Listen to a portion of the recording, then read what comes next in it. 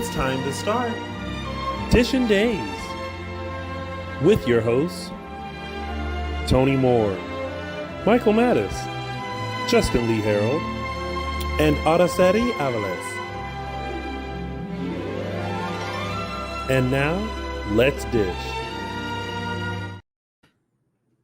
Hey everyone, happy Sunday. You are here with Dishin Days, where we give you a full recap of Peacock's #1 award-winning soap opera, Days of Our Lives. If you notice, Tony is not here. He is at BravoCon, as I'm sure you've been getting the updates.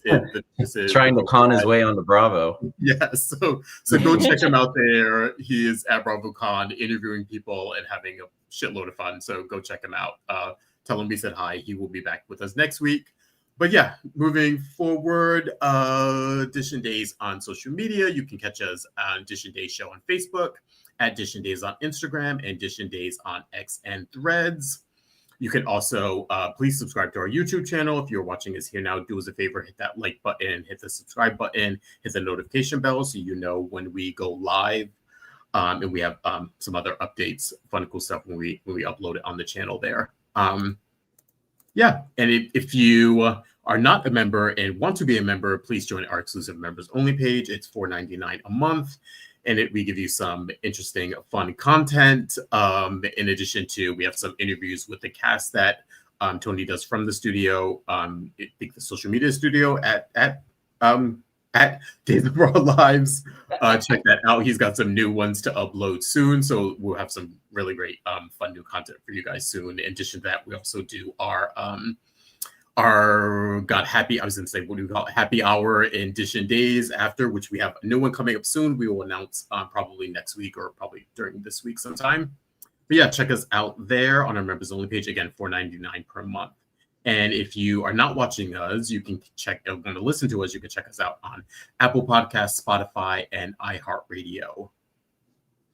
And next up, please say how blah, blah, blah, blah, blah, blah, blah. I cannot talk today. I've been running around all weekend. But yes, check out our former co-host, James Lott Jr. on his YouTube page, of course, JLJ Media, where he covers the rest of the soap block, everything from Bold and the Beautiful, Young and the Restless. He now does The Gates and General Hospital. So you can go check him out there on his channel. Tell him we said hi. And then don't forget to comment below. And so yeah, tell us your thoughts and comment. I was like, wait, am I forgetting one more thing? Tell us your thoughts and comment below. And if you are in the chat, feel free to participate. We will highlight you in the chat. Hey, chat. We usually start off asking what we think, but I think, let's just jump right into it this week, because I think this week was of a lot of plot, but I think a couple things we do have some strong opinions on. We will get into later, but let's just jump into our top storylines this week. There was a lot to get into, even though there wasn't a ton of movement and plot. There were a lot of characters on the screen this week. So we're gonna jump right in with our first story. Mm-hmm. We're not gonna do Dishin Day. We gotta be like, what are we doing here?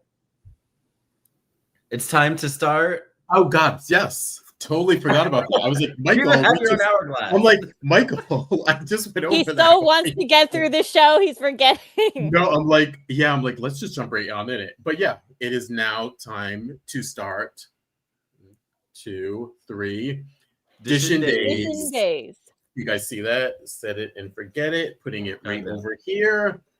And we are starting with our top story here, which is baby shower. This, of course, is, I was going to nickname this Hurricane Sami, but I kind of wanted to do it by the events of the week, just so that I can get everyone in here. There were so many people on screen this week. She's not Hurricane Sami anymore. She's not Hurricane. She doesn't bust into town and wreak havoc. She's like the new Sami. The therapy's working, and she's not Hurricane Sami anymore. She's still snarky Sami. She's driving rain Sami, Yeah. Or so we think. We have there's some questions here, I think. We'll see. Yeah, but this is, of course, Sami, Johnny, Chanel, EJ Will. This was Eric. This was Roman, Marlena, Lucas, Rave, Paulina, Abe, Eli, Lonnie, Javi, and Leo. Pretty much everything going on with the baby shower of John Paul Demira. So what did you guys think of Sami in this baby shower that I'm glad we actually got to see? I was scared it was going to be one of those that they just reference and we never actually get to see it. And then, half of Salem was there, but we never saw anything. I have one nitpick. Okay. Guys, you can go to any major supermarket right now and get a big sheet cake with enough of cake for everyone for $36.99. But they don't okay, that would have been a Price Town cake. That would have been and what the town did not want a Price Town. So they got to get a little cake from Sweet Bits. Mm-hmm. For probably not $36. I know, right? I know. Totally. Like you could at least you could make it like a double layer. You could, There was probably enough cake for the people that eat cake in that room, so there was probably. There's also that part. Like, there's always leftover cake, right? Yeah. Whenever there's one of those sheet cakes, there's always there's people shoving cake in your face, like, "Hey, have some cake," even if you don't want it.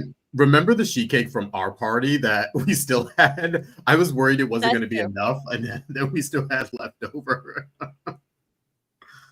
Yeah. So what did we?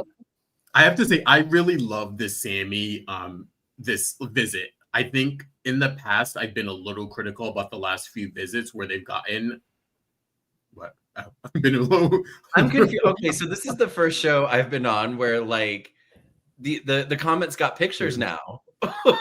like all of our I guess so, yeah. All of our lower thirds have changed. That's so because StreamYard is always I love it. Updates. Yeah. Oh god, now we can see pictures when we see the comments. Hi everyone.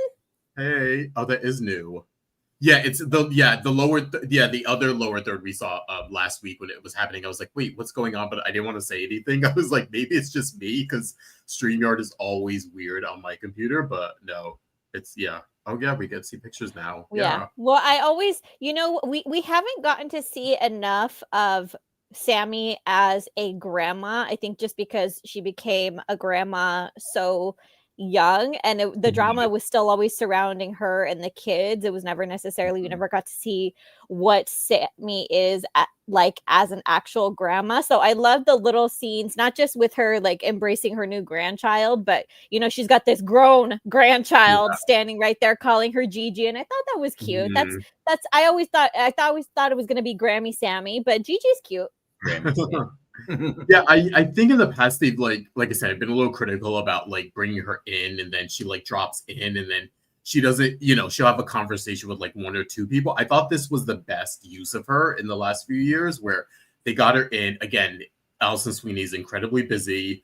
She loves to come back to Days, but it all, scheduling can be a lot. So I think fitting her in and really having her throw the baby shower, interacting, having her at the gala, which I was surprised to see too. I was like, okay, we'll get her at the baby shower and then she'll disappear and we won't see her at the gala. But they packed it in, and I hope when they move forward with her that they do more stuff like this where it's like maximize the time that you have with this person if the time is very limited. So I was pleasantly surprised about this particular visit. They hit the right beats with her this time around. Even got with Kate for a moment. Which, I love that scene. Yeah. I guess I always look forward to her and Kate picking at each other. But they've grown, they've gone past it. I feel like they've grown past I did like their last interaction when I think they sat down in the pub for a minute and they were like not snarky to each other, but they were being snarky together about like Rafe and who was it? A little bit about Jada kind of in there. I did like that part last time. So it's like, okay, Dave. Who told Kate was like, don't you kind of work here? Can you go get me like a snack? Oh, that was Philip. Yeah. Oh, that was Philip. Okay. Yeah. No, I liked her. I was worried about the Lucas stuff. I'm glad I like the way they handled that. Yeah. Well, for as quick as Sami's visit was, they were so meticulous in making sure she had like tiny little scenes with everybody, with Eric, with Will, with Rafe, with Lucas, with her parents, some snark with Belle, like some like joyful little scenes back and forth with EJ. Like it was like boom, boom, boom, boom. Mhm. And No, with a totally. lesser actress, you couldn't do that. Like Ali Sweeney is such a pro that she comes in, does what she has to do, and then jumps right back out. Yeah. Right, and she can do. She's been playing this character for I know. 30 years. 30 So years, yeah, yeah. Yes.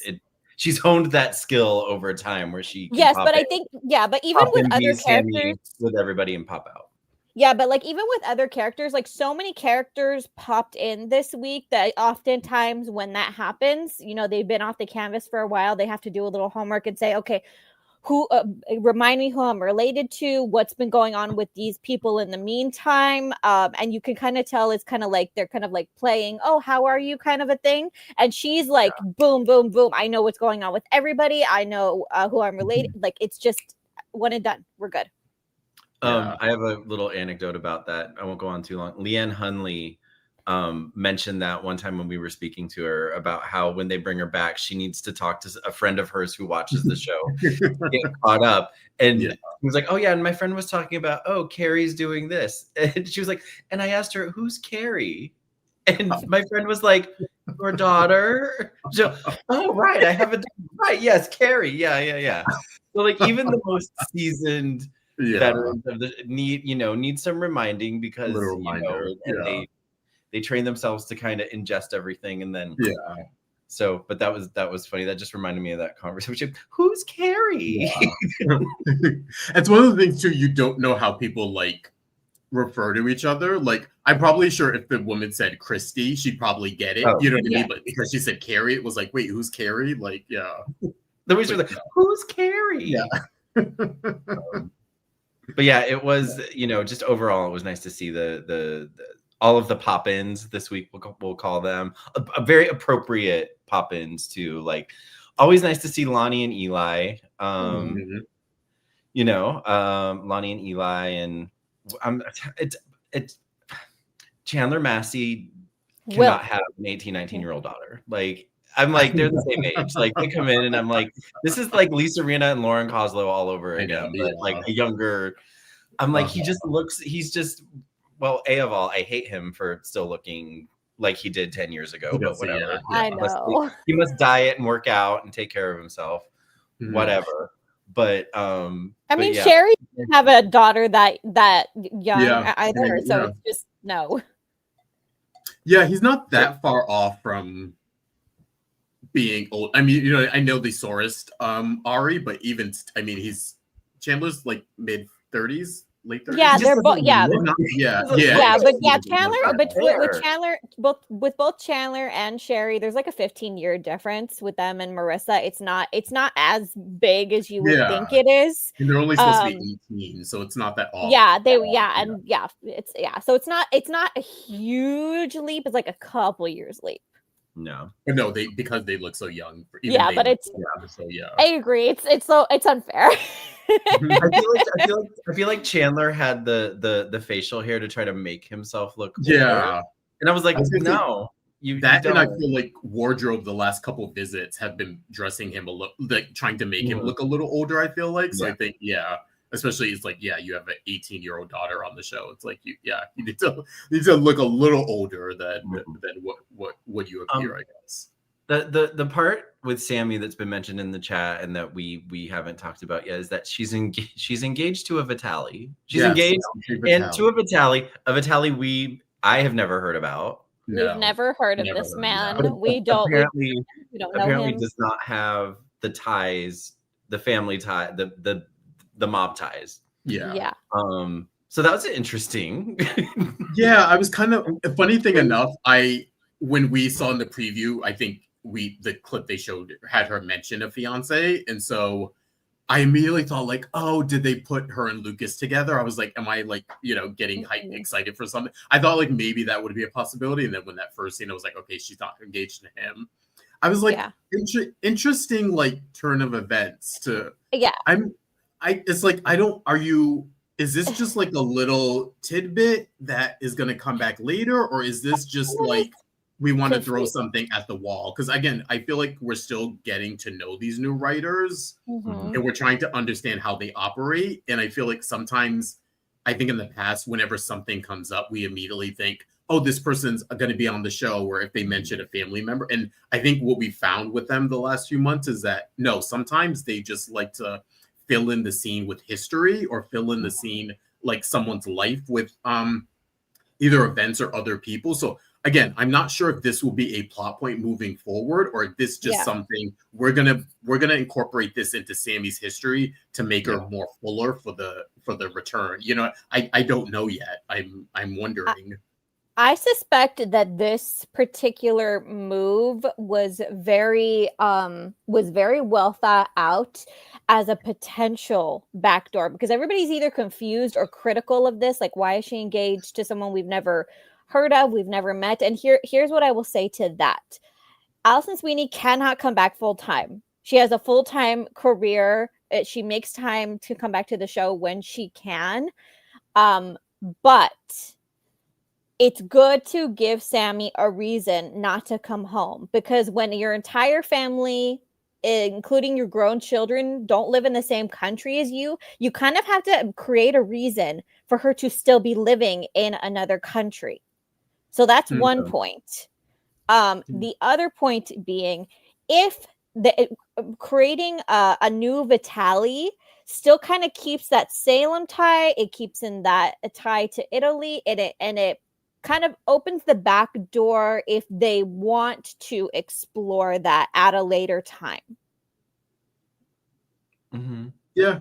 So it's kind of like it's a connection, but it's not too much of a connection that it feels like we need to give Ali Sweeney a full force story right now that she cannot commit to. Mm-hmm. Yeah, it did throw me off, because I'm like, okay, well, now Ava's not on the show, Trip and Wendy aren't on the show. Like, there's no Vitali, at least immediate connection yet. Mm-hmm. That can all change. Who knows in the future?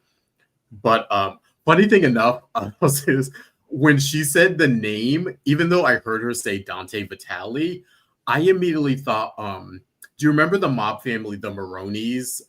Back when Brandy was on, I thought she said Dante Maroni. Like, I heard it as Dante Maroni, and I was like, oh my god, they're bringing like them back for some reason. And then like she mentioned it again. It took me a minute to like, you know, reconcile what the name was. But I immediately thought, I heard like Dante Maroni, and I thought, oh god, are they gonna bring like? And then I thought, oh, are they bringing like Brandon back because he was with the daughter Angela who was killed? And I was like, oh, is this like a way to bring Brandon? But they massacred that coronation. They massacred that family. Angela died, and then the dad went out and shot himself. I was like, okay, well, this done. And I thought of all that instantly in those like 10 seconds. I thought I heard her say Dante Maroni, and I was like, oh god, they're bringing the Maroni family back. Like, that's a really obscure reference, but okay. And then I was like, okay, the Vitali. So many mob families. So I know, I was like, okay, we'll see. And I did get the impression though, like, again, we've seen the character of Sami on this like journey. She's been getting therapy. Mm-hmm. I'm not 100% sold though yet. I think she's saying the right things, but like, again, we got the whole, it's only been 2 months. We got she's rushing off. And again, I realized some of it may be just for plot to get her out of here, but it's also like, why are you rushing off for these amazing plans with your fiance? Because why didn't Sami your fiance show up? Is an incurable romantic. The woman has had more wedding dresses than she's had marriages. So wait, is she romantic, or is she one of those that's just dependent on men for happy? You know what I mean? Like, she needs, like, there are those people that like, you need an actual therapist to dissect. But I was still getting one or the other. Either way, you know, I would say we didn't get Hurricane Sami this time around. It was more like Tropical Storm Sami. You know, you wonder if it's going to turn into a hurricane. And when it doesn't, you're kind of relieved. But then also, you know, it's the same way. Like, she's coming to visit for like a day and a half, right? I know when I go back to Ohio, I maybe not be like the real Michael for a couple of days. You know what I mean? Because, you know, after you get settled, then you know. Yeah, I'm just to see everybody you're happy. Like, if Sami came back and like, if Sami came back for a longer period of time, I feel like we would get Hurricane Sami back eventually. But Yeah, Or I it think could all she's. be- some people think it's all an act and that she's actually up to no good and just, putting on a show for everybody. But You never can know. I think Never she's. can tell. I do think like the therapy has helped. I think like she's grown a bit. I'm not sold that she's tackled all her issues, because I think like another, one of her biggest issues has always been men, and like it seems like she's falling into this trap, and it's funny in a way because she's telling us he's a good guy, and he very well may be a good guy, but you can still repeat those mistakes with a good guy too. You know what I mean? Like he doesn't have to be horrible. He can still be a good guy, and you're still like rushing into things. You're still getting taken aback by his power, influence, or money, or whatever it is he's offering. So I don't know. I'm curious to see what other Sami we're gonna get in the future whenever we see Allison Sweeney again. But do we know, like, this was her? We knew she was coming back for a minute, and then we knew she was coming back again. So this was the again. I think this is the again, yeah. But so as of now, as of what we know, we think this is as it. far as we know, this is it. This was the second, and now she doesn't come back unless they're not gonna unless they've listened to Tony and they're not gonna release information. They're not releasing information. Okay, and I actually do want to address this because this was brought up several times on social media, and I think this was brought up also in our chat when we did our live for the 60th anniversary. That the point was made that because there was no Day of Days this year, we usually get a big promo around this time, and we haven't got one. Guys, I don't know what's coming. We collectively don't know the extent of what's coming, but guys, the amount of stuff that was talked about just this week, I predict we'll get a big video teaser soon.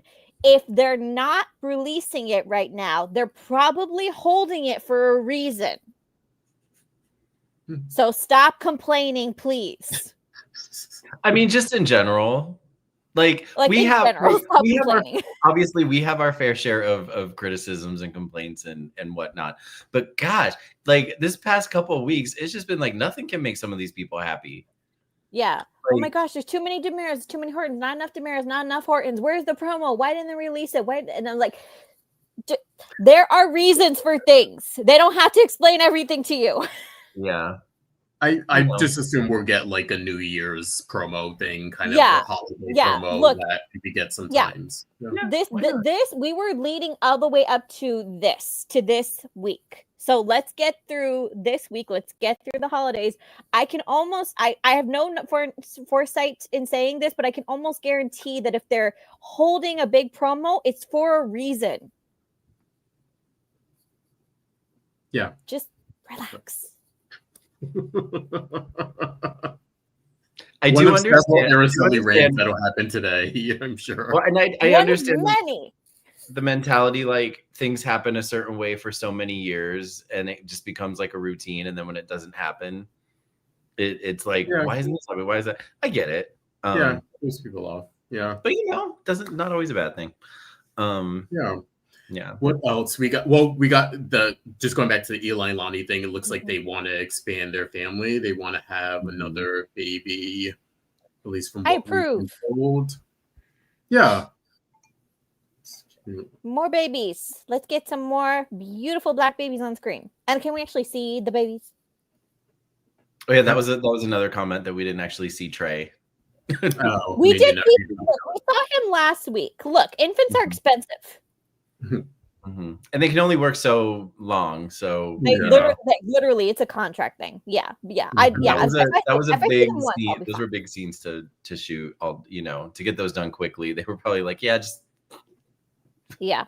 So the other little tidbit that was dropped this week. So a lot of this week was basically split into two parts, where we had a lot of memories, I think, and a lot of reunions, and also a lot of like little droplets of information that are going to be picked up later on. And one of the topics that was covered in this top story was the conversation between Lonnie and Abe, where she basically told him, I agree with Paulina. You need to back off. Yeah. Yeah. And Abe is not listening. Yeah. I keep forgetting that. Okay. So Paulina. Okay, so Paulina is Lonnie's mother, but Yes. Abe is not her father anymore, right? They Is not he her adopted biological father. right. Yeah, but he she calls adopted him her. dad. So. Yeah, Yeah, he well, adopted her. She yeah, calls him yeah. dad. You know, it's a whole. So now she has a full mom and dad, and then she has like a second mom in Tamara who raised her. So, but yeah, she basically told her dad, you need to back off, and oh boy, Abe is not listening, because so we got at that other little scene at the end of the week where he was cozying up to EJ, and I'm like, EJ, oh damn it. Yeah, I think Lonnie sort of expressed some of the things we were saying, like, this is Theo's family. Like, you can't, he's not a child anymore. He's a grown man. Even if you disapprove of it, you're not going to forbid him from either working for the Demirs or spending time with them, or, I've been saying, his approach should be more of like guidance as opposed to like trying to like give him orders or, forbid him from like seeing those people. And I also think, I know Roman, was it last week or this week? I can't remember. Was having It was the week before, yeah. It mentioned like, oh, you don't know the Demirs like we do, and like, yeah, that's a fair point, but it doesn't. Like, again, maybe it applies to EJ at this point, who again is he's a bit neutered from who he used to be I'd say in the early 2000s. He's not as bad as he used to be, and that's probably the biggest threat. I don't, like I said, Tony's a bit more even keeled. Chad doesn't have involvement in the company, but he's someone who was close to Theo. Like I said, I feel differently if Andre and Stefano were still around. Yeah, but then it's a big leap to from not wanting to guide your son to actively disapproving. It's an even bigger leap from actively disapproving of his decisions to then undermining him. Yeah. That is a big no. And I don't understand. He must be so desperate that he's got such blinders on, because that is the worst possible thing that he could do right now. Yeah. Yeah. And it's kind of a bit hypocritical to be plotting with EJ to get Theo out of there because he doesn't want EJ or the Demirs to influence him, but you're plotting with EJ to like, you know what I mean? It's like it's a weird I don't know, ask or a weird turn of events for Abe, I think. Abe is just terrified of what working with the family will do to Theo, and so he's just trying. And now he's like, all right, if I can't say anything directly to Theo, I will try to make this happen another way. And it's just exactly, the blinders are on. I understand. I like, again, and I've said this before, I understand why Abe has the objections. However, you just kind of have to let it lie and support him the best you can without telling him without bossing him around. Yeah. It's like, and we got that really great scene, or I thought it was a good scene with Rafe and Sami, kind of like a little callback to their last visit and a little one night stand that was kind of, I'd say kind of like half serious. And when they, he asked her to stay, she asked him to come to Italy, and it was like, we're going to leave each other where we found each other kind of a thing. But yeah, I like that she was sensitive enough to like talk with him and be like, yeah, this is what's going on in my life. I found someone, we've been dating, we're engaged, blah, blah, blah. Baby, I found someone. Share. No, I thought they were a little cute together, and now they're just like, they're friends. They're like, you'll always be a special part of me, and blah, blah, blah. Gave you the good feels. Yeah. And then we got the flashback of after the safe house with them back in, God, when was that? When was 2009? Jeez. Wait. So there was a moment that just reminded me. There was a moment that kind of like I paused for a minute. So she kind of alluded. She's like, "Oh, you guarding anyone at the safe house right now?" And he kind of made a comment. Like, I can't remember what his comment was. Maybe. But then I was like, "Oh, is he? Is there something?" Because no. It was just a callback. Wait, what were you gonna say? I thought maybe there's something going on with Rafe that we don't know. That there's something going on. Rafe's been off screen a lot lately, Oh, okay. and so I'm wondering if like there is somebody he's protecting in the safe house. We just don't know and don't know why. No. I mean, it could just be me in overdrive, being like thinking too far outside, but. I don't know. I think he was just teasing her because he obviously can't tell her what he's really doing. That he's investigating EJ. Right. But maybe there's someone. Maybe he found someone. He found someone that can help, and they're putting him in. Maybe it's Dimitri. Maybe he has Dimitri in the safe. I don't know. Just the way like I don't know. But the way you never know. Interaction went. I was like, oh, is he keeping someone? And we just don't know it yet. Yeah. It was like a foreshadowing. Who knows? Yeah. Anyway, maybe it's Abigail. Yeah. We just can't let this broad die. Now we have her mother trying to take the kids away. Oh, God. We're not there yet. We're not there yet. Give me a minute to rev up. See, other people thought the same thing. So anyway. Yeah, but you just that safe house comment reminded me that I thought that, well, like the point being that everything, I think the writing was so meticulous this week that now it does kind of have our heads spinning in different directions of like who's gonna pop out of the woodwork and when and who has who and who knows who, because there's all of these little connections that were either reignited this week or remade, people that had like scenes together for the first time that you didn't know they knew each other. And I'm like, wait a minute. So you like, it was kind of a week to pay attention because then you're like, they're mentioning this for a reason. Nothing was without reason this week. I will say there were several times where I got distracted on my phone and then I heard something being said and I was like, wait, what? So I had to rewind and watch again to make sure. Yeah. Cause there were, I feel like there were, what do you want to call them? Like nuggets. Breadcrumbs. Yeah, breadcrumbs. There you go. Breadcrumbs. So many breadcrumbs this week. So guys, like if you weren't like, we'll do our best here to bring you up to speed.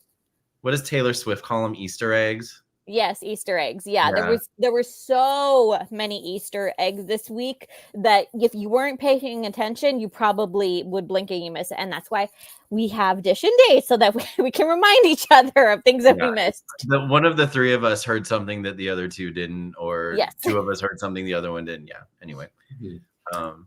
Just to wrap up this storyline, Javi and Leo, we got a little bit from their perspective about missing Tesoro and nice that they're the godparents, right? Yeah. They'll be okay. Nice. They'll be okay. I also love the little nugget that they teased out that Leo did. He was honest with Javi. He told him that Gwen has asked him to look for Dimitri. And that was a really honest conversation. I love that there was no jealousy there. There was just, asking questions and like, are you okay with this? What are you hoping to get out of this kind of a thing that it was? I love the way that conversation played out. Yeah. They actually have a healthy relationship. Yeah. Honest communication. Holy shit. Brady, you could learn a thing or two from them. I know, right? He's got now. Brady doesn't need a relationship. Maybe Rafe might. Oh, Rafe too. A lot of these straight bros just can't handle it. Learn from the gay boys. But no, I thought the baby shower was I thought everyone who should be there was there, and it was nice to see kind of that group of people together. We usually don't get big scenes of parties or things like that where they actually get the cast together, and so well, those scenes are always the more people that are in them, the harder they are, longer they take to shoot, but they made it happen twice this week. Yes. Speaking of which, Belle didn't need to, and to Sami, Belle didn't need to be there because she's been there the whole time trying to get this adoption going. So no, she didn't need to be there for 15 minutes at a party when she was basically responsible for this adoption going through. Thank you very much. Yeah, that was really weird, like unnecessary shade when she was like, I called Carrie and Brady, and then Marlene was like, well, Carrie's on another continent. So I don't know why you're like Oh, I throwing know shade that at was a Carrie. moment where Marlena was like, "No, Sammy, cut the shit. Like, no, Yeah, we're not doing exactly. that. Now you're just You're like 45 years old. You're not doing that anymore." yeah, you're just looking for a way to needle people now. Yeah. But yeah. But yeah, moving on to our other big, Event. party event of Salem. Of course that is the Horton Gala here. There was a Mhm. lot of interaction with this one between everyone from the Hortons. We had Julie, Marie, Steven, Mike, Jennifer, Lucas, Sarah, Maggie, Ari, Jack. We had the Blacks, Marlena, Bell, Brady, Sammy, Paul Andrew back, Eric, Rachel. Then we had a little bit of EJ, Gwen, Leo, Kat, Kayla, and Steve.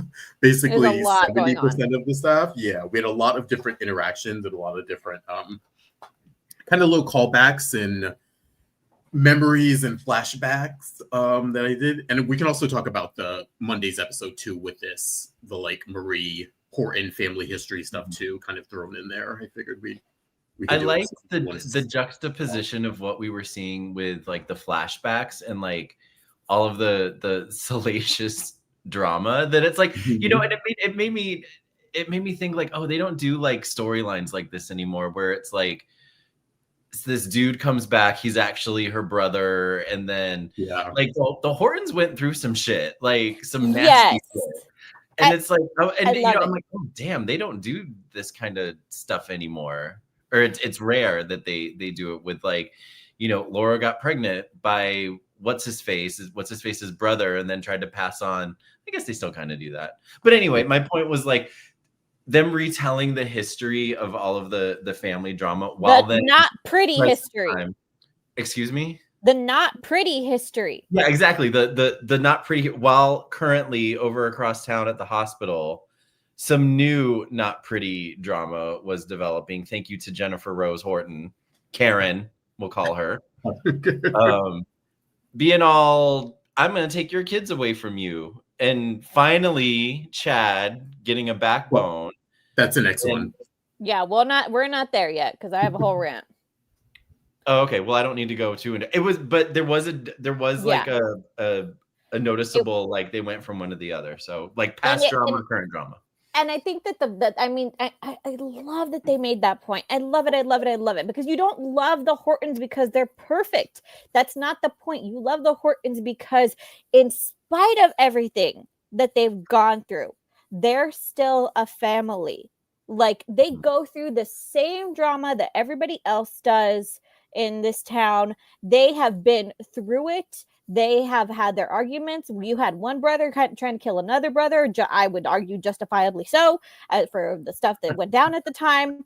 And they got through it.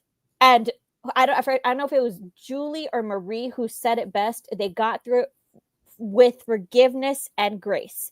Not right away, but they got through it with time and forgiveness and grace. They had to. They were a family. Tom and Alice. As long as you're within the family. If you're outside of the family and you pull some shit, you get branded. You get scarlet lettered for life.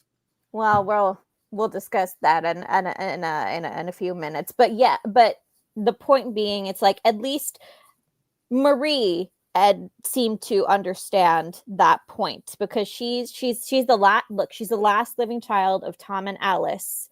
She has been through it. She has been, the victim of it. She's been, perpetrator. She's been through all of it. She's seen it all through the Hortons in this town, and she understands. And I think that level of understanding that she gets from her parents, that people aren't perfect, and that you have to. Time isn't promised to us all, that you have to really just go with grace. Yeah, for me, I was surprised they went there because especially even on Monday's episode when Marie hinted about the Tommy storyline, and then they kind of went to commercial. I thought like, okay, they're gonna sideswipe that because they usually, even when they talk about the other Horton stuff, that's the one that usually is like is very referenced very seldomly. So that when they came back and they actually talked about it, I was like, oh wow, they're actually going there. They're exposed, not exposing, but they're being truthful about all their history. They're not just covering up or hand waving some of that. So to hear like Marie tell sort of Holly and Tate that story and like, you know, get their reactions was great. To hear them tell Jeremy the Laura Mickey stuff, which I'm surprised he didn't know actually. I mean, that was necessary. I think that, and this is what I talk about. This is what I mean when I say that they were very meticulous in what they said and who they said it to this week.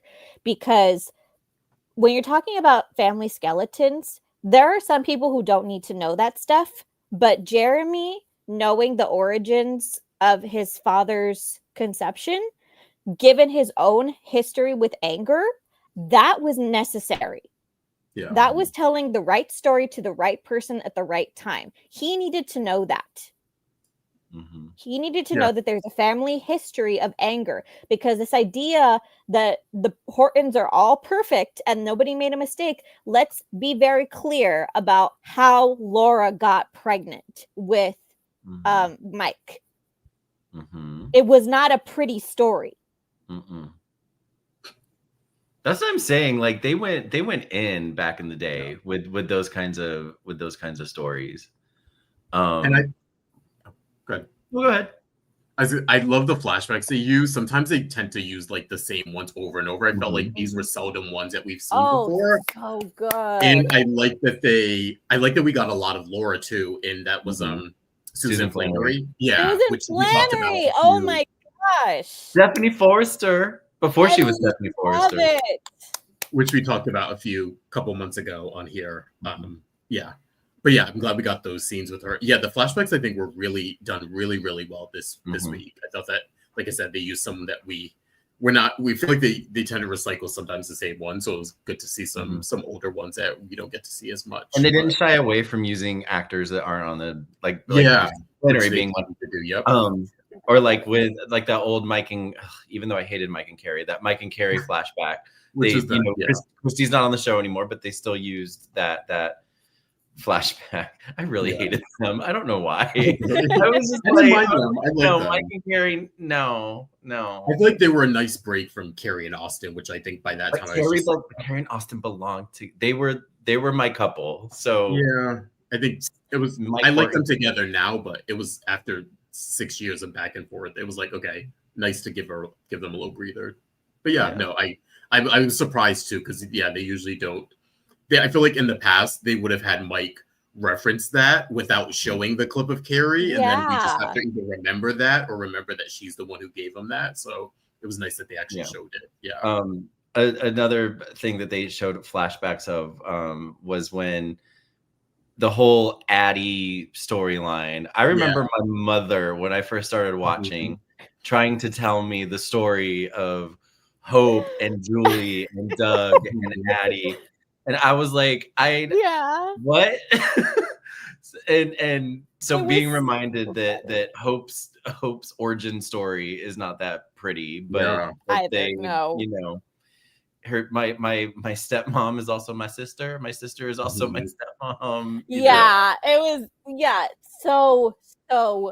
so messy, especially when you consider the fact that it was like mom stole him away after they had already been together. It was just a whole, oh my God, that was a whole mess. It was a whole thing. And I actually got so giggly this week in seeing people react to like those three main revelations about the Horton family. It's like it was like they didn't know, or they started watching in the 90s. Oh, really? I'm like, yeah, that happened. I liked that they had Tate and Holly have such like reactions, and I was like, Tate and Holly are gonna leave this interview and be like, our drama is nothing compared to this. Yeah, but I want to shout out this clip because I think this from Jen. Hey Jen, I didn't realize that Julie and Doug were together before he was with Addie, which I think is a common misconception. I think the soap trope is to think like the young hot daughter like stole away the man from the mother. But in this case, it was inverted. It was Addie who we don't, again, and that's probably because they don't talk about her a lot. And Hope is in and out a lot, and we don't get a lot of people who were on the show at that time and interacted with her. But she was sort of like, I wouldn't say she was the Horton bad girl, but she wasn't, because I like to call Julie the Sami of the Horton family. Back then she was, but Addie was very much she had some issues, and one of them was she had no qualms about taking her daughter's man, essentially, or ex-boyfriend, or that was Addie, and she was rich and she was a little duplicitous back then. So I think a lot of people are always confused of how Julie is the stepmom and why would she get together with like her sister or her mother's husband. And it was like, no, Addie got with her daughter's man as opposed to the other way around. So they need to do this for them to detail that out and like spell it out for people who don't know the history. They need to start doing this stuff again. Mm-hmm. Like these types. Well, they do, but they make it into like a cheap tawdry affair kind of a thing instead of like a sweeping love story, like you're like a mom or a daughter stealing away their soulmates kind of thing. Like I remember when they did it with Eve and Paige and EJ, that was not love. That was just like a cheap affair. That was good though. That was good. It was good. It was good. But you see what I mean about it wasn't like some sweeping love story kind of a thing. Yeah, no, got it.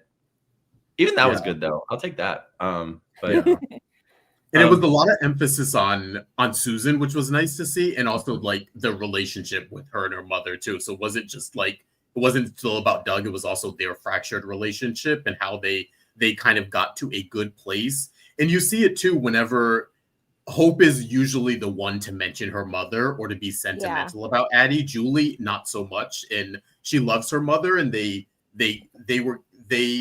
had a resolve before she died, unfortunately, but you could see that their relationship was always fractured, and ever since she was younger. So it was nice for, I guess, a lot of people who don't know that history to have it like explicitly spelled out, and you can track why Addie could do something like that because she already had a strained relationship with her daughter, and why it didn't sort of, it didn't have Julie write her off per se. So yeah. We also got a Doug the Third update, which I completely forgot he was related to Robin. I completely forgot that part. See how meticulous everything was this week, or you had to pay attention. Yeah. So it's nice that he even has. I mean, so technically he has family in Jeremy, is his actual cousin. Mm-hmm. Yes. Yeah. Well, adoption, but actual cousin. So yeah, I guess there's. We like Doug. There's somewhat of an opening, I guess. So we learned he did pay back the money, even though he hasn't talked to Julie. He did pay back the money, so that he's square with her regarding that, and he is happy that she is not closing things off to giving people a second chance, I guess. So yeah. I think that if the timing was right, he would be welcomed back with open arms. I stand by what I've said previously about that character, that it was a good idea, but wrong timing. Like, I like the actor. I like the chemistry that he had with people. I love the idea of the character. I think it just chalked it up to bad timing. There was just too much going on at the time. Yeah. People asking, Robin is Jeremy's mother. So Robin is the niece of Doug the Third's grandfather, who adopted Doug the Second. Robert. Yeah, Robert. Yeah. So that's how her and Doug the Third are cousins. Yeah. A lot of history, guys. Yeah. It was nice to see Steven. I feel like they didn't give him. I don't know if we're gonna see him this week, but I was like, oh, can we get a little bit more with him? We like Steven. Yeah. I was hoping him and Jack A would have a little thing. Okay. They used to play best friends on Another World together. So I thought I was hoping they would get like a little scene together, but maybe we'll see. I don't know if he's still around, but it was nice to see him again. Paulina's too busy keeping the news that Kristen escaped from prison. I'll tell you after the gala. Kristen escaped. I'm like, that's kind of a big deal to just be like, oh, I'll wait till after the gala. Yeah. No, there's a lot going on. A lot of speeches, a lot of tears. There was a lot of speeches. Should we move on to the John stuff? Are we good with the Hortons for Yeah. now? Okay. Justin, just a reminder, you got something you need to do. Oh yes, yeah. Thank you for that. So you guys want to move forward with the black kick stuff? This one off for you, yeah. Yes, we'll kick this one off. I'll duck away for just a minute. Yeah, okay. So this is the custody battle. I mean, we're not there yet. We're not there yet. No, Michael, we're not there yet. We're still on this storyline. We're just moving on to the because it's in 3 parts. I'm sorry, it's not well organized. Oh, maybe we're the Black's part of this, because if you were paying attention, so the Horton Gala was split into 2 parts, where the Hortons were kind of were all on Friday, but the Black family was on Thursday, and they were able to kind of switch out the cast and make the excuse that Marlena ended Thursday's episode with chest pains, and that's how they were able to kind of like switch the cast up a little bit. So this would be Marlena, Belle, Brady, Sami, Paul, Andrew, Eric, and Rachel, and it was really, really nice to see. I would say I think I really enjoyed the Black family more, just because they've really been through it, and everybody noticed, guys, that the tribute that they did to John was not only in part for Drake, but also they found a way to incorporate John's donation by making it a specifically aimed at treating and finding a cure for pancreatic cancer, as a tribute to Brady's on-screen mother, Isabella, and then Drake, who we lost to pancreatic cancer last year. And so, guys, this was the horrible irony. It's absolutely horrible irony that Isabella died of the same disease that Drake Hogestyn died of in real life. And also, I believe that Eric Martzoff's mother died of in real life as well. The irony is horrible. It's sickening, but it provided this beautiful full circle moment, especially in the speeches that were given by Marlena and Brady about how you felt it like they've lost someone to this disease. That wasn't fake. That was real. Yeah. Mm-hmm. Yeah, I like the way they weaved it together. I thought it was a good way to honor Drake too. Yeah, I really liked it. No real big revelations there. Just good scenes with. I think everyone did a good job with their speech. Mm-hmm. Yeah, I think those were the ones I probably felt the most, just because it was still so real and raw. To the characters, to the actors, to all of us, who we're still kind of processing Drake's death a year later. Mm-hmm. So it's really it was beautiful. It was beautifully done. And then the little moments in between, between the family members, some of them who had scenes together, some who had never had scenes together. It was a lot of really well woven people on the canvas. I think the moment I, and certainly everyone, was paying attention to, again, it was a blink it if you miss it, where Rachel overheard that she's learned that half of Salem has popped EJ in the past. Yes. Again, she still doesn't know that this latest go around she was responsible for. But the idea that the number of people who have shot EJ is like split down the middle between adults and children is kind of worrisome. Like, he just pisses off everyone. He's good at that. No matter their age. He's an equal opportunity asshole. Yeah. Also, I want to clarify. So I think there was a lot of confusion. I saw a little confusion online about when Chandler was delivering the lines. I think it either sounded like, or he flubbed the line.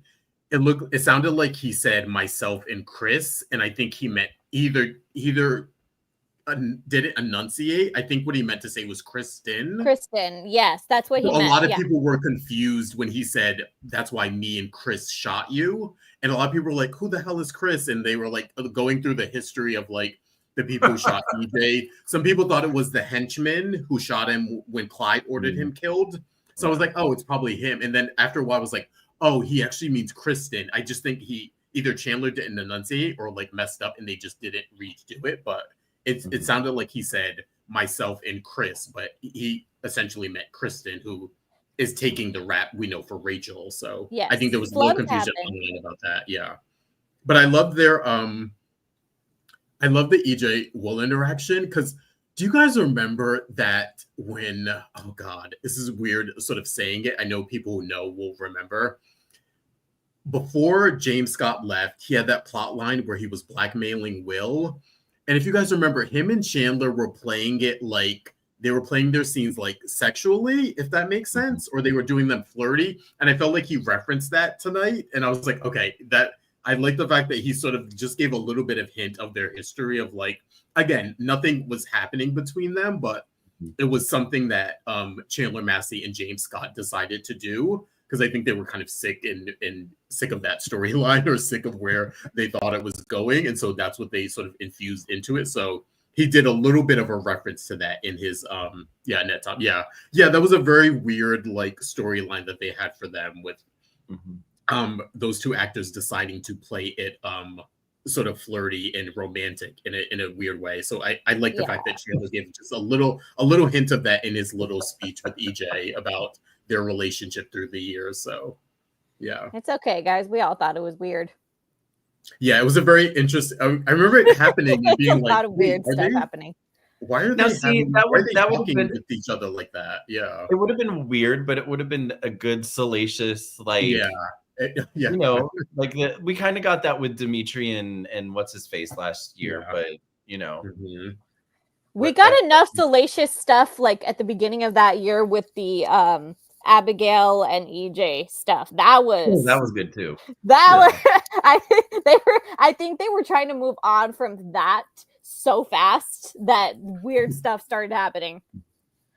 Christian me was like, wait, EJ? Wait, what happened? Yeah, it was a lot. This was yeah, a plot line where EJ was blackmailing. EJ was blackmailing Will for this weird storyline, and then it wasn't the text that was them flirting. It was literally Chandler Massey and James Scott deciding to play their scenes as if the two characters were like flirting with each other, as opposed to like antagonistic. And they did that because they were kind of sick of that storyline and wanted to like infuse something into it. Again, it wasn't the writing. The writing wasn't, them liking each other or them going to have an affair, but it was those two actors who, again, later admitted it that that's what they did for their scenes. So their scenes always came off like they were like trying to seduce each other as opposed to like be combative with one another. So yeah, I feel like it was a very small like storyline back in the day, but it was very impactful that people remember it.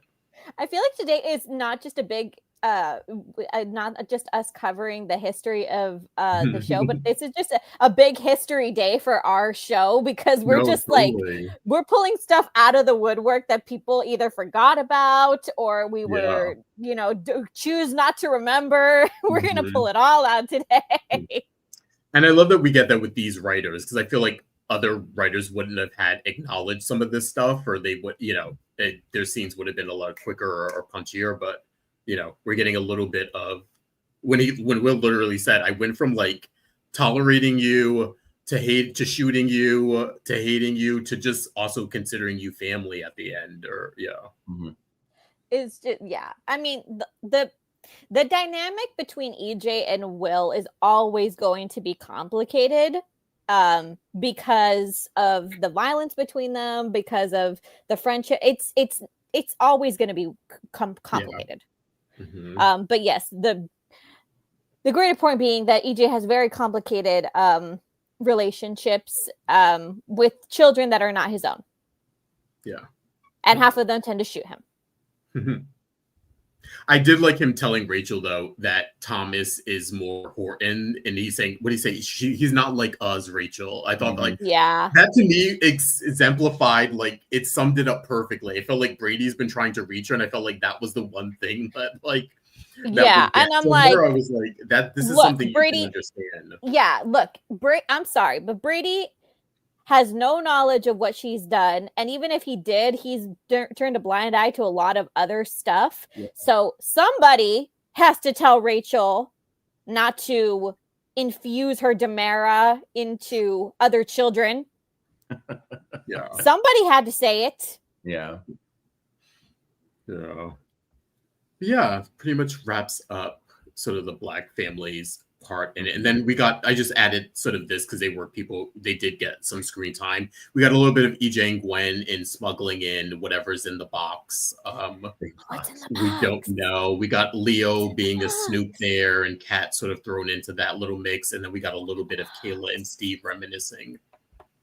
And we got the little nugget of info that at one point, and one of you, I think, mentioned this, that Kat and EJ were at the same hospital. That's what I thought. Oh my gosh. And the memories of her reading Wuthering Heights, was it? Yeah. Yes. Heights, yeah.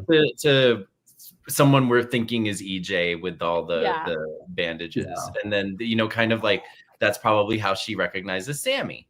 Yeah. Yes. Oh my God. I love this for this storyline. I love it. I love it. I love it. I love it because we complained for so long about the insane chemistry that Annalyn McCord and Billy Flynn had, but how it just took too damn long. It took too damn long, and now there's too much drama that it's like, but we're begging you, like, don't waste Kat. There's too much potential there. And the infusion of this undercurrent with EJ is just, I love it. It adds such a deep dynamic layer to everything else that's going on. I love it. I love it. I love it. Cool. I'm curious where it's going to go from here. Like how it's just like, there's been a lot of setup now, and where it goes from here, it's intriguing me a little bit. Yeah, I'm just a general guess for the box. I'm thinking it's either Dimitri or Stefan in the box. It's a Demira in the box instead of Dick in the box. Demira in the box. Yeah, I'm calling Dimitri's my first choice, or Stefan. I think. I also think it's a clever way. Why are they in a box? Like, I didn't see any holes poked in there. Like, is it a dead Dimitri or? Well, it looks like one of those tubes that that Kate and Marlena and Kayla were in a couple years ago. So it looks like my guess is that that Rolf has been picking up a little bit on where Megan left off in her research, and maybe is like using this drug, because EJ made it clear that the Versavix drug is key to the research that he's doing. So maybe this is kind of like a new methodology. But again, there's someone in the box. We don't know who. Someone is in the box. Yeah. Cool. Yeah. So and Kayla and Steve, we got a little bit from them, a little history there. Just being, was it Stephanie? Yeah, Stephanie being Stephanie's born. birth. Yeah. Yeah. Mm-hmm. In their relationship to the Hortons and her history there. Yeah. There was also that blink if you miss it at the beginning of the week where Mike acknowledged to Kayla that Jeremy was not good to Stephanie. Understatement of the year. And they were kind of like, well, I guess time will tell. Yeah. And that seems to be kind of where we're I mean, that was just such a great through line, the way they tied in past with present, the Horton and Horton, and tying it to Jeremy, where Jeremy and Stephanie are now. That was a brilliant tie-in. And I agree with where they left it. Just that, you know what, time will tell. We're gonna see how this goes. Yeah. And that wraps up the Horton Gala. All 90% of the cast was involved in that one, but I think we got some really good interactions from it. But moving on to our last and most controversial topic. The most this one anticipated is- one. is custody battle. This of course is Chad, Jennifer, Thomas, EJ, and a little bit of Lucas and Mike thrown in there. Mhm. And I'm Araceli, gonna do you allow want to the start? Oh no. I'm gonna allow the boys to go first. Okay, you can't do a 10-minute rant though. Okay, just you No. can't. You gotta It's not. keep it tight. Yeah. It's concise. It's practiced in the Um, shower concise. I think you know what my view on this storyline was summed up very nicely by Chris Agnew in the chat with, "Please put Jennifer Rose in the box and ship her away, far away." And the fact that she's doing this and allegedly Jack is just blindly supporting her, and the fact that she actually thinks this is what Abigail would want, she's full of shit. Yeah. The woman is full of shit. She's off her meds or something. And just like nobody would want this. And I like it's just it's unreasonable. It's and I'm glad that Chad, you know, like I said earlier, I'm glad he finally fought back a little bit this week and you know actually kind of told her, but he needs to move out of that house. He needs to take like that should have been the moment he was like, we are going home and we are, you know, leaving. And he had a point where like, oh, how old is Thomas? Like 9, 11, 10. 10. He's like, he's 10 years old. Kids don't always get what they want. And I was like, thank you, Chad, for being like, just because he's grumpy and says he wants to go with his grandma doesn't mean he gets to. Like, I didn't always get what I wanted when I was 10 years old. I still don't get what I want. 45 years old. Like, so I actually, you know, commend Chad this week. He actually stood up for himself a little bit. And Jennifer can go to hell. Yeah, I echo that. I'm glad Chad stood up for himself this week. I think Jennifer is out of her mind. This is not like you're waging a war custody battle for this. None of this really makes much sense. I've been a big supporter of saying she's well within her right to hate Kat. It's the other, it's the intrusiveness into other people and what they do and what they feel and how they measure forgiveness. Like, that's not yours to decide. I am in full support of Jennifer Rose, Horton Devereaux, hating Kat forever if she'd like to. I'm even in support of her having the thought of not wanting my grandchildren around this person. You can think that as well. I'm full support of that. You don't have a right to dictate other people's. You don't have the right to impart that on other people. She definitely damn sure doesn't have a right to kind of call Chad's parenting into question. I think a lot of this is her own history, and we saw it mentioned, I don't know, 3 weeks ago when Jennifer did not have a great relationship with her own parents, which is why she went to go live with Tom and Alice. And because her own parents were unstable in many different ways, Bill with his stuff, and then Laura with her mental illness, I think she's reaching here. I think she's connecting a lot of this to her past trauma and stuff about a parent not being able to care for their child. And then the best place for that child is with the grandparent, i.e. she is now the grandmother. So I think a lot of that has something to do with it, but she is just completely like unhinged with this. Like the fact that it's not, can we sit down and talk about this? It's not a conversation. It's, I'm going to take you to court. First, even last week when she said, I'm taking the kids with me to Boston and you're not going to do anything about it. Like, who do you think you are?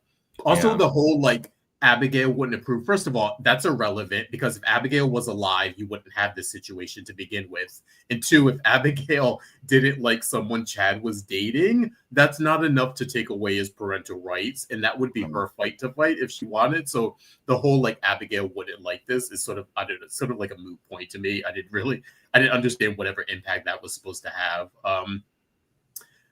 I don't blame Mike and Lucas. I thought what Lucas said to her was really good about you're my sister, I'm gonna support you. Like, you know, I don't have a dog in this fight potentially, but you know, I'm gonna side with the Horton side, I guess. But saying I don't look what me and Sami did to Will. And like, yeah, we have a great relationship, but it left a lot of damage. And hopefully she looked like she kind of took that in a bit. We'll see if she takes it to heart. Yeah, I mean that. Yeah. Please, Jennifer, stop.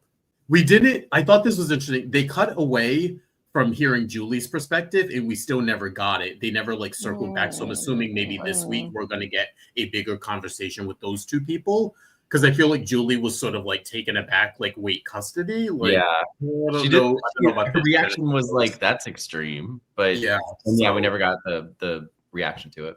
Yeah, I'm sure we're going to get a little bit more of it this week. But yeah, Jennifer is on one, so to speak. Yeah. Araceli. Yeah. What do you think? Oh, shit. Okay. God. Okay. Settle in, folks. You can quote me on this. Jennifer, God. you hateful, hypocritical brat. Insert brat with something else Bitch. in your minds.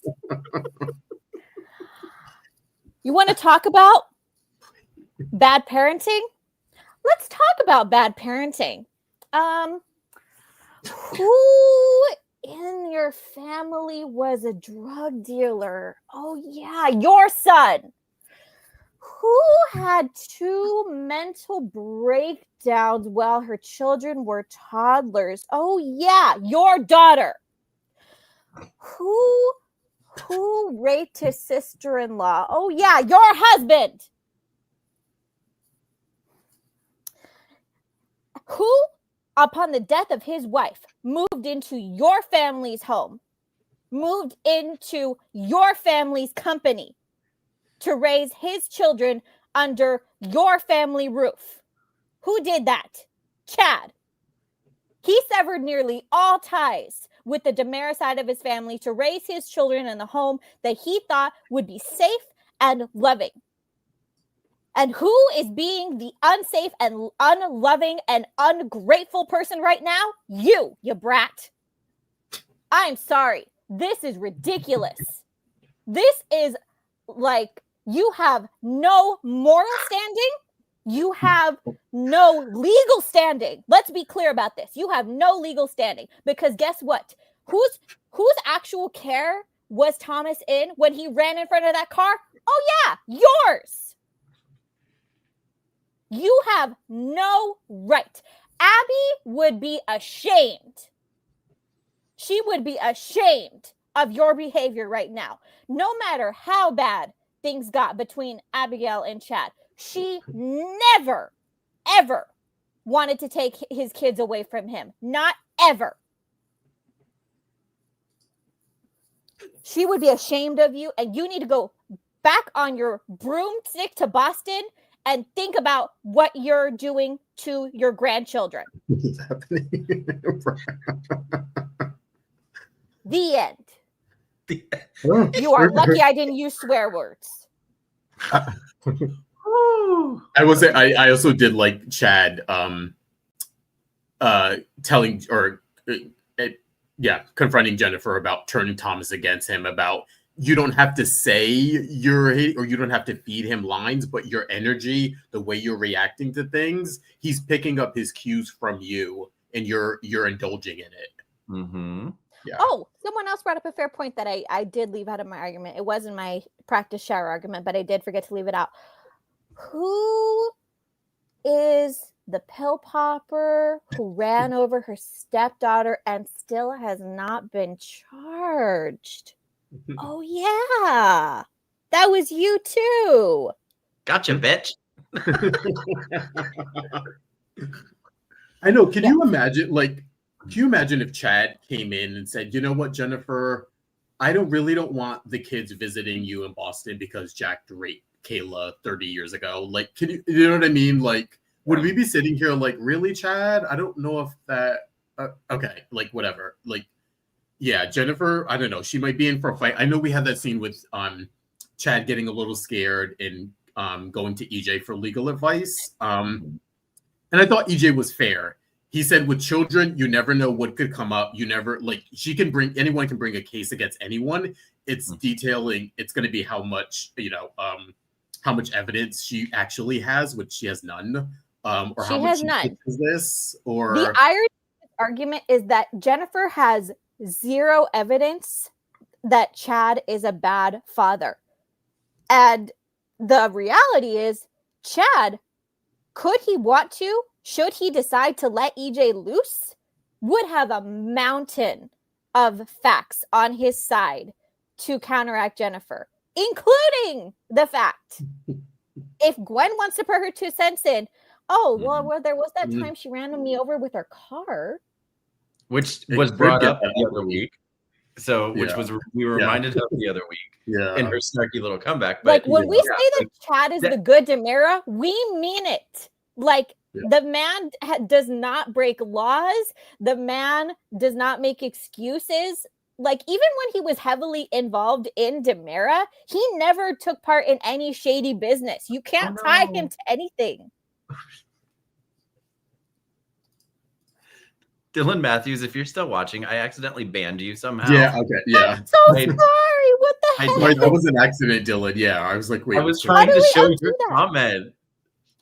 We'll have to figure out how to undo that. Yeah, that was an accident. Button press. Oh my god. Yeah, it's my bad. It's StreamYard with these new buttons and everything that figure out like I can't handle it. We'll figure out how to undo it. But yeah, you are definitely not banned, Dylan. Sorry. The rest of the show. So that shouldn't be that. It shouldn't be that easy to do that. No, it shouldn't be attached to the thing. That should be sorry about that, Dylan. We'll figure that out. And get you back. Oh, Lord. Yeah.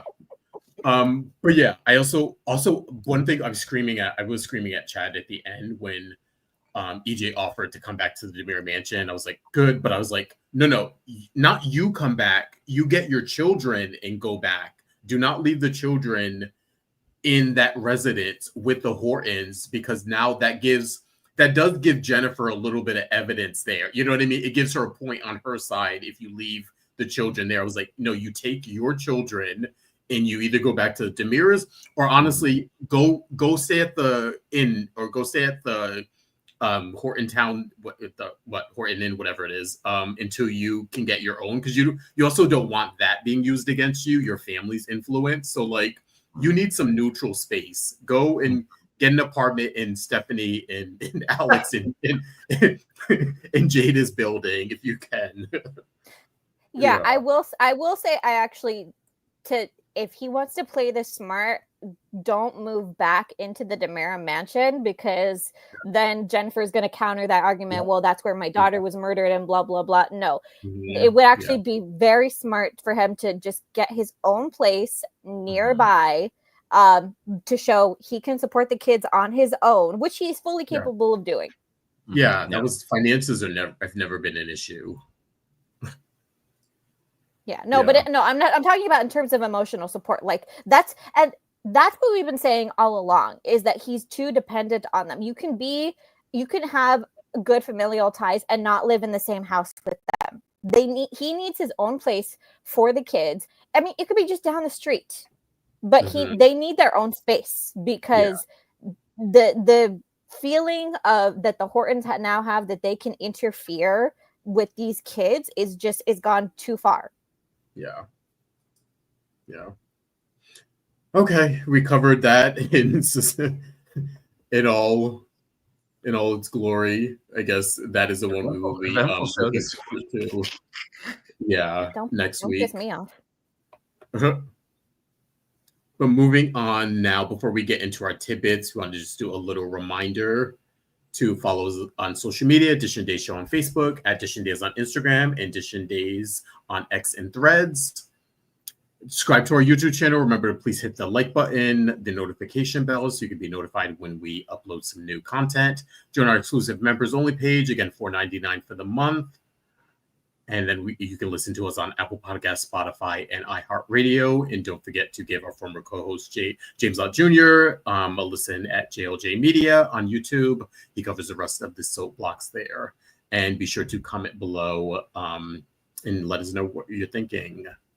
And moving on to our first tidbit here, Collateral.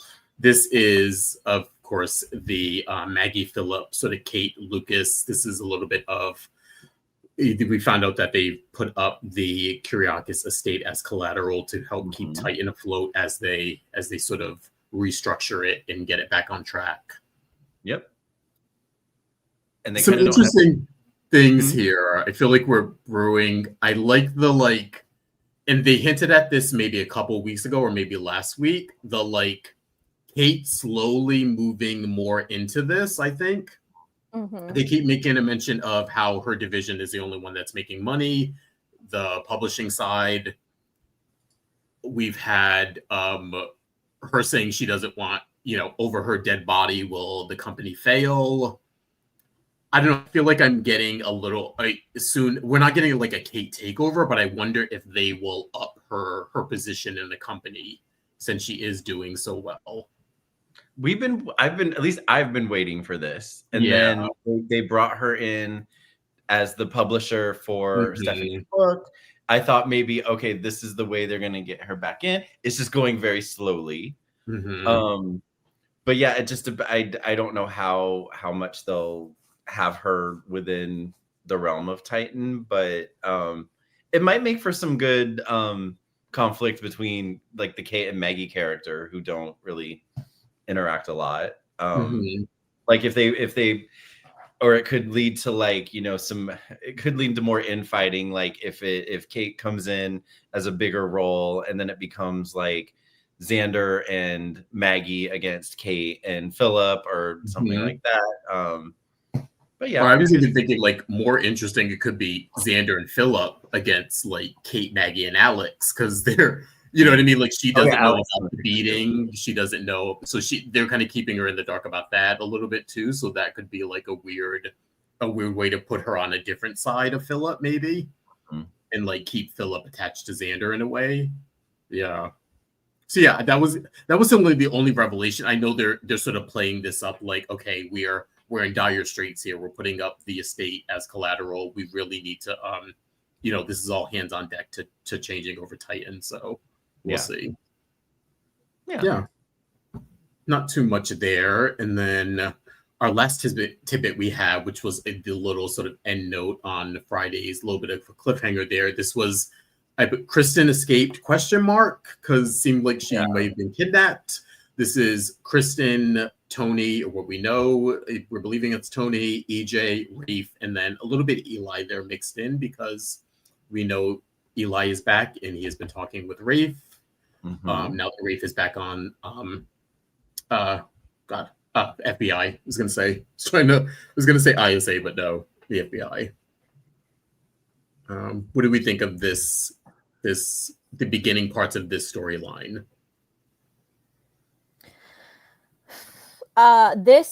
So again, this is a blink if you miss it. This proves stay till the very end because this was the last 30 seconds of Friday's show. Yep.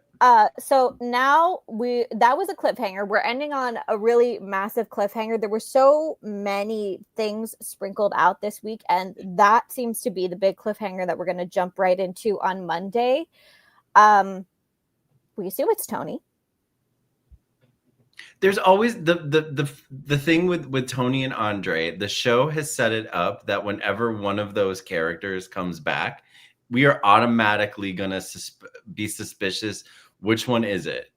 Like it's just and with Tony and Andre flip-flopping so many times, and then one character's on the canvas, then years later it's like, oh, that wasn't Tony, that was Andre.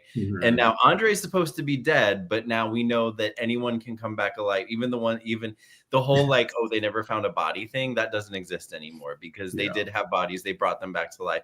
It's just and it's one of those things where like we can't trust anything, whether it's Tony on screen or Andre. We can't trust that it's one or the other. You know what I mean? Like it's always going to be a built-in suspicion, and that's kind of annoying to me.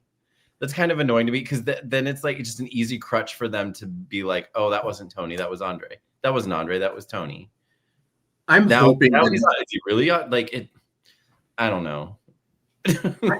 I'm hoping this is Tony and that Andre isn't even a factor in this. I'm hoping the new writers don't subscribe to that or like play into that. I'm hoping Andre is gone for a while or dead permanently. I think we've had enough of Andre for the foreseeable future. I'm hoping this is Tony.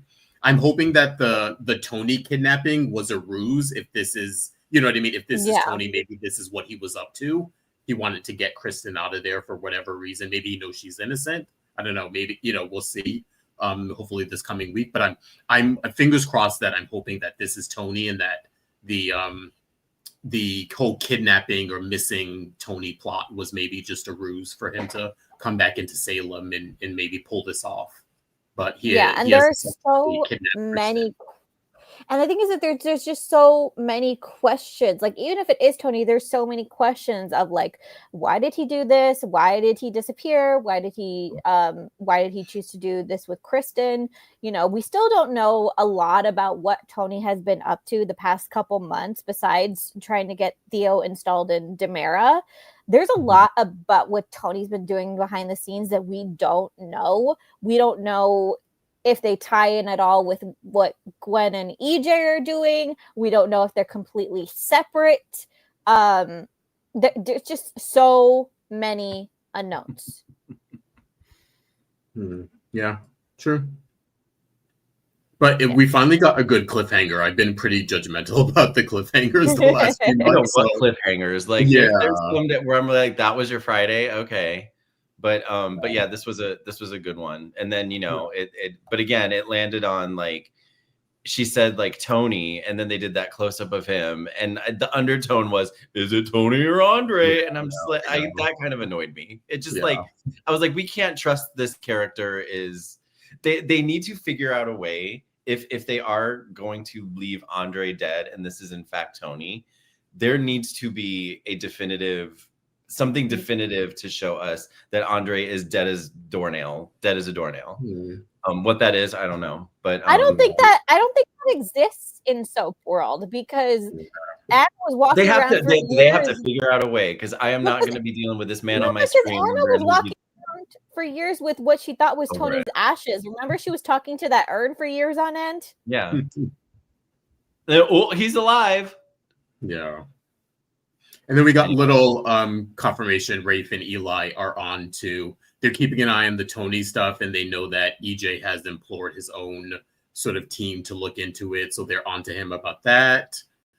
So yeah, I'm liking the Rafe and Eli. I'm sort of bringing them into this a little bit. Again, that's how we sort of first met. Eli was a colleague of Rafe.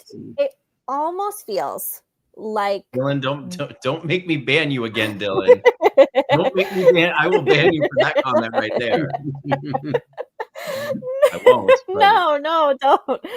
It almost feels like we're starting to get the beginnings of them trying to build up this ISA FBI team up in the way that they did in the 80s, where you had the ISA and the Salem PD. Remember, you had back in the day where, you had, Shane and Abe and Roman and John and Bo, and everything was kind of tied in with the stuff that was going on in Salem and the adventures they would have over there.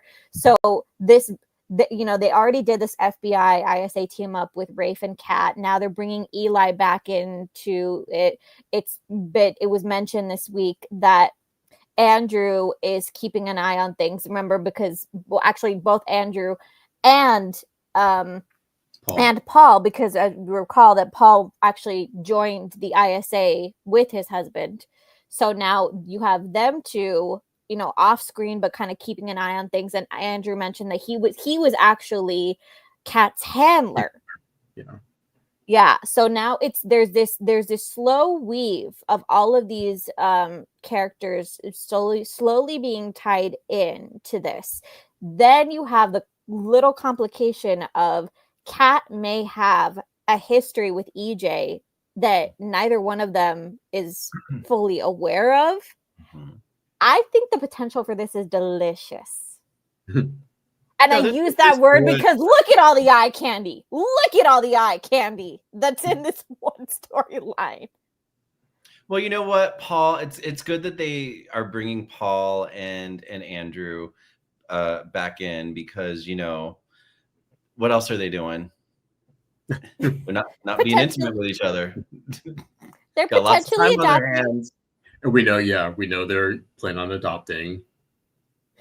And also, which I was like, no more baby adoption storylines. I'm done for a while. So. I know. And then they were like, oh yeah, it's such a long process, so much paperwork, blah blah blah. It's like Chanel and Johnny, like they had their interview and I kind of like it. I know Like, I it's don't know if it was difficult for them. I don't know if it was meant as a dig, but I took it as a dig, and I appreciated the dig that that Paul said. Oh, they named him. They took the name John and they took the name Paul, and I'm like, yeah, that was supposed to be for you guys. I wouldn't mind Andrew sticking around a little bit. Yeah. Oh, one thing we forgot to mention was Marlena and her. Oh, yeah. Marlena had her episode. They went to the hospital, and then Sarah got a phone call about, Marlena's cardiologist, specifically cardiologist, wants to see me. So there's something up with her, something up with Marlena's ticker, I think. Yeah. That they haven't discovered. Yeah, we need some movement on that storyline. It's like, I feel like it's been dragging now for a while. Yeah. So yeah. So was that our weekend days? I think so. Yeah. Now we're going to move on to our segments here. We are first going to start off with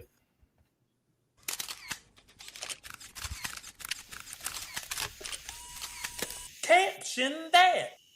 And this week's Caption That photo comes courtesy of Belle and Sami having their conversation with EJ doing the most in the background, because I was not listening to a word these two ladies were saying. All I was looking at was Dan Furigal. At one moment, he was just standing still, looked like he was blank staring. Then he was like, then he took out his phone, and I was like, he is doing the most because he knows he's on camera. And anyway, my excuse me, my caption goes to Jerry Gallup on Instagram with their caption: "When you hear something juicy, but gotta act like you're on your phone to keep the cover." Right. I thought that was good. But yeah, I was cracking up at Dan. I was like, this man knows he's on camera. They didn't give him anyone to interact with, so he's just gonna interact with himself. Yeah, good background work. I love that because, admit it, we've all done that a time or two. Or we walk outside and act like we're vacuuming because our neighbors are, fighting. You want to hear it? And that was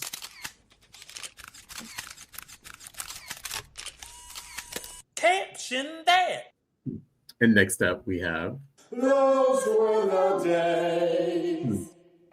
All right, everyone. I'm taking you back to November 11, 2004, where Mickey and Bonnie actually got married just as Maggie returned home from Mela Swan. This is her walking in and seeing her husband and her maid just complete their nuptials. And after our show, go check out my Those Are Days Extended. I do a little bit of a brief history, or not a little bit. I covered the history of both Maggie and Bonnie, from them starting off as enemies to actually becoming friends and family within the last almost 25 years that Bonnie's been on the show now. So go check that out and take that ride as you go to memory lane with these two characters who 25 years ago you would have never predicted that they would one, be family now and sort of have a sort of tender, loving relationship that they sort of do now, which is nice. But yeah, that was November 11th, 2004, where Mickey and Bonnie got married as Maggie returned home. And that was Those were the days.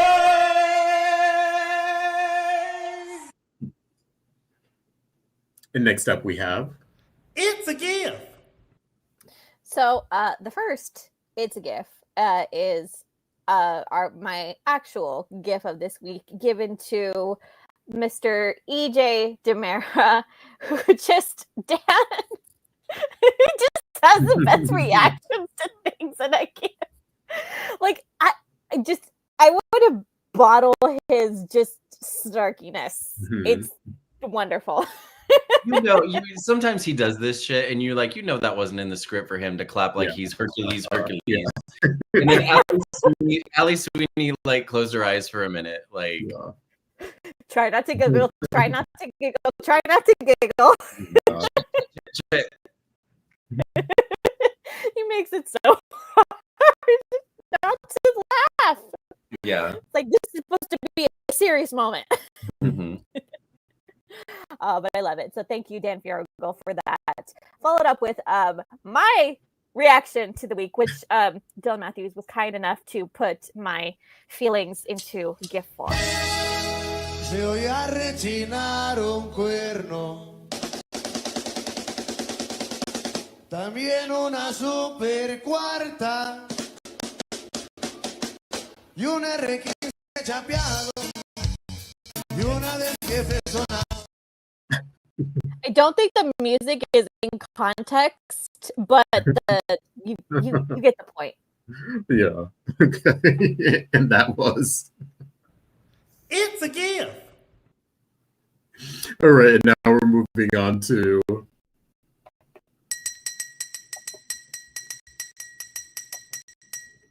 News and gossip. All right, starting off news and gossip, we have some casting news here. Lamont Archie has a new Christmas movie out called Christmas by Design. It's actually premiering this week, November 20th on BET+. The film is about a handbag designer whose holiday line is stolen due to a data breach, forcing her to work with an IT expert who happens to be the man she had an awkward encounter with the previous year, aka Lamont Archie as the IT expert. So go check this out this week. Yeah, nice to see Lamone in something else. We know he does. Oh God, what's the show? The All-American? college, All-American. high school, All-American. Yeah, he does that, or the spinoff. But yeah, nice to see him in a different role. So go check that out this week. Just a suggestion to BET Plus. Like, I appreciate photoshopping. Just look back a little bit. A little bit. It's funny to find a still photo, and I was trying because they usually do. Not only do they do these ones, which is driving me crazy. Maybe it's Hallmark. They also do. They'll do stills from the movie. So I was scouring to find a still from the movie. Yeah. Believe it or not, this is the best one. Okay. There were ones that were more photoshopped than this, where I was like, wait, is that Lamone Archie? You can't even like this one. You can kind of tell. Yeah, it looks like Lamone. They've lightened up his face too much. His eyes look, the teeth. I know. On her too. Like again, I appreciate some touch-ups and but like it's being sometimes it's like this doesn't even look like a real person. So maybe it was driving me crazy. So maybe BET needs to hire Michael Mattis. No. Yes. Or get whoever does Hallmark's one, because it was literally driving me crazy. I was like, oh God, Yes. All right. Next up, we have some birthdays. Happy birthday to Marissa Reyes, our Ariana Horton. She celebrated her birthday this past week. And also happy birthday to Casey Moss, whose birthday is today. So happy birthday to those two. Next up, so we have some good news. Off of the reveal that Susan Rogers was battling stage 2 colon cancer, we can officially confirm that she is in remission. Yay. She was. We saw her on the gold carpet for the 60th anniversary. She was talking with everybody. She was laughing. She was happy. So she's happy. She's healthy. She's beating it back. Well done. Good for her. She looked she looked great at the party last week. She looked great. She looked glowing. She looked happy. Yeah. Wonderful for her. And also, I want to mention that it's a testament to this show that that guys, when these people want to keep secrets, they can. They are fully capable, because we got the news of Suzanne's diagnosis literally right before she announced that she was in remission. Same way, like last year when Drake was sick, we didn't hear about it till like the day before he died. So these people are, when something stays in the vault, well done on staying in the vault. Yeah. Yes. Yes. And the next up, we have Carson Boatman and Rob Wilson. If you were looking at the Days of Our Lives studio and this sort of 60-year segment, Carson and Rob kind of wrapped up the last decade of this show, which is 2005 to 2015. And they were covering 2015 to present. Yes, sorry, 2015 to present. The previous was Eric covering the decade before that. And they kind of got into the weeds a little bit of their darker side of their characters, with Rob's first time around playing Ben Weston and his serial killer era, and Carson remembering his time playing the devil and the red suit. And they had a lot of fun with that. It was a lot of fun. I guess it's fun to play a bad guy. Yeah. Yeah, so you can find that video on the Days Peacock on Instagram. And next up, we have some really, really amazing news. Big congratulations to Lucas and Shelby Adams. They are expecting their first child in February. They did some really, really great photos here, one of which you can see here, but you can check them out on Shelby's Instagram and also Lucas's at Lucas Adams on Instagram. Really, really happy for these two. Like, perfect timing. Like, he started a new job. Like, these, you know, and if you had the pleasure of spending time with this couple, they're really cute together. They're adorable, and yeah, so congrats to Lucas and Shelby. Yay! Mm-hmm. Yeah. Next up, Star Image Entertainment had their bowling night last Sunday here in LA. Lots of activities last weekend, so that's why Michael Mattis was not here. And Michael Mattis took this photo of everybody. You want to talk a little bit about that? Yeah, it was fun. Just, you know, a good afternoon of bowling and drinks and lunch, and yeah, everyone was in good spirits. A couple of the cast members were a little, you know, worse for wear coming off of the night before, but you know, it's all good. No, it was a fun time. It was a good time. And what was really funny was that a lot of the fans that were here in town, like they were going straight from bowling to the airport to go home. Oh, So wow. like there was this area of the Luggage. this area of the room where like all these suitcases were there, and I asked her, I was like, "What's with all the suitcases?" And she was like, "Oh yeah, a lot of people are going straight to the airport from here." And I'm like, I don't have it in me to do that anymore. Like I have an event in the afternoon. I'm not flying out till the next morning. That's too much. And these people live across the country. Like they're taking red eyes and then going to work the next day. Dedication to these people who want to come to a day's event and came in for the weekend, and congrats. Big kudos to them for getting their money's worth. And nice. No, it was a good time. Good time. Yeah, cool. Well, before we head out, we want to give you guys a little. Let's take a little sneak peek of next week's Days of Our Lives. Next week on Days of Our Lives. What if she's just trying to get under our skin? Kristen DeMira missed bed check. What? But it's what I have to do.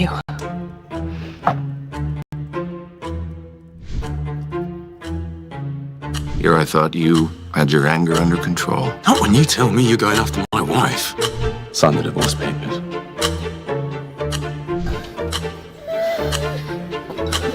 Ray, what did you do? That little demon child, you're gonna try to kill Sarah. I gotta say that the master, right? Sarah's the one person she wouldn't hurt, right? I don't know. All bets are off with that little girl. I wouldn't put it past Sarah to say something and Rachel would be like, "Oh, really, bitch? Well, here's some peanuts for you," or whatever she's allergic to. Yeah, right. That girl needs to go to like whatever the children's version of Children's Bayview. Children's Hospital. There's got to be Children's Bayview. But that girl, this whole like, oh, we're just gonna let her live her life and hopefully she won't remember shit. No, put her away. The theme of next week seems to be nerve. Y'all got some nerve. Audacity. Yeah. Mm-hmm. Well, we will see. It looks like, it'll be a good week. It looks like the Jennifer stuff is progressing, and then they're picking up the Xander Sarah stuff. So that'll be good. And hopefully we'll get some answers to the Kristen and Kristen Tony cliffhanger we got. Yeah. So yeah, that was our week of days, everyone. Thank you for joining us. We appreciate it. And before we head out, we want to let you know where you can find us. You can find me. You can find me on Instagram and Twitter at MLMadison, MLM Images LA. You can find me on Instagram at Justin Lee Hareld. You can find me on Instagram and Twitter at Tia323 Araceli. Find Tony everywhere at Lounging with Tony, and please go check out his BravoCon clips and info. And I'm sure he's headed home now, but go check it out. He's been there all weekend. All weekend, I believe. Friday, Saturday, Sunday. Yeah. And then you can follow all of us on social media. Dishin Days on Facebook, at Dishin Days on Instagram, and Dishin Days on X and Threads. Thanks, everyone. We will see you again next week with all four of us. Yeah. Thanks. Yay! Bye.